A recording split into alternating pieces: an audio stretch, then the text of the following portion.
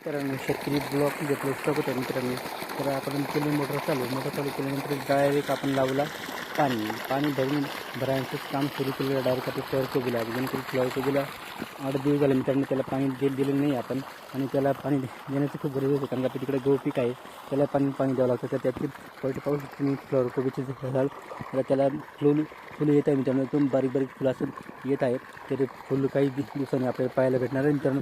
आता फुलं येण्याचा प्रयत्न चालू आहे. छोटे फुलं झाले मित्रांनो. या कांदा रोपं इथं होतं आपल्याला टाकलेला, त्या ठिकाणी जागा उरलेली होती अशी. तर अशी पडण्यापेक्षा त्याच्यात आपण भेटलं आपल्याला फ्लॉवर कोबीच्या रोप, ते आपण टाकून दिलेले आहे. जेणेकरून जेवढं होईल तेवढं पाणी देत आहोत, तरी पण तो फ्लॉवर कोबी जेवढं पाण्याने देत आहोत तेवढं पाण्यामध्ये येत आहे. म्हणजे कमी पाण्यामध्ये येत आहे मित्रांनो. तरी आपण तसंच हँडल करत आहोत मित्रांनो.